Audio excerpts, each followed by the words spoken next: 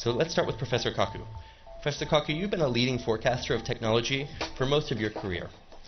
What do you think about the digital revolution that we've seen so far? Where is it going, and how might it interact with other forms of technological revolution in science, such as biotechnology? Well, in the coming years, computer chips will cost as little as a penny.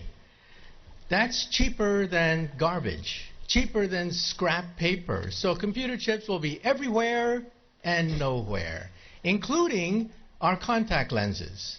So when we put on our contact lenses and blink, we will go online. And who were the first people to buy internet contact lenses? College students taking final examinations. This means that my students will blink, and they will not have to memorize all the things I've been talking about. This is going to revolutionize education, because we cannot force students to memorize things that they can simply blink and get. And then if you feel sick, you will blink and see RoboDoc. RoboDoc is artificially intelligent, talks to you in plain English or Russian or whatever, speaks any language, accesses the entire internet for sound medical advice, almost for free. This is going to revolutionize the medical establishment. We'll still have doctors, but doctors will use RoboDoc as an aid. And if you're in a car accident in a foreign country, you don't speak the language, you'll talk to your wristwatch and talk to RoboLawyer. RoboLawyer understands the law in any country, in any language. In fact, I personally believe that artificial intelligence, the robotics industry, will eventually become bigger than the automobile industry of today, because your automobile will become a robot. You will talk to it. You will argue with it. You'll have discussions with your car about the best route to take. And when you want to park the car, you simply tell your car, park yourself. And the car parks itself. This is going to revolutionize urban economics when you don't have to worry about parking anymore. And then the next organ to be digitized is the brain. You may not know this, but 2 years ago, scientists were able to upload the first memories. Memories can now be uploaded and downloaded. This makes possible BrainNet. BrainNet could be the next step in the evolution of the internet. Instead of zeros and ones, instead of text, you'll put emotions, feelings, sensations, memories. Teenagers will go crazy.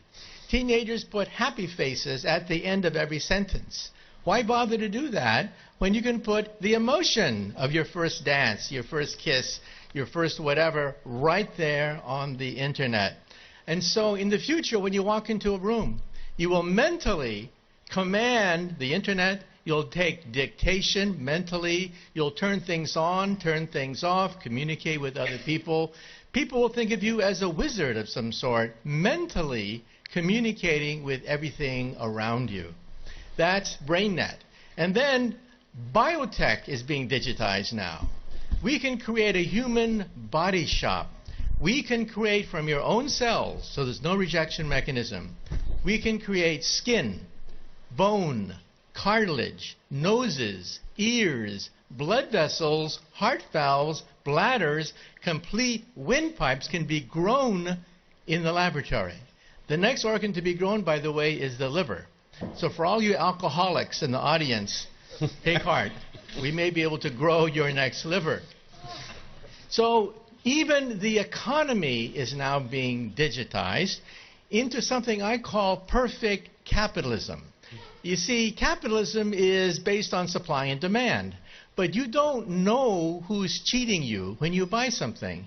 You don't know what the profit margin is. In the future, your contact lens will scan everything in a store, tell you who's cheating you, tell you who has the best product, what is the profit margin on every single thing that you can scan with your contact lens. And so capitalism becomes perfect. Perfect supply and demand. This means that there are winners and losers. The losers will be middlemen. Because why did Amazon become so big?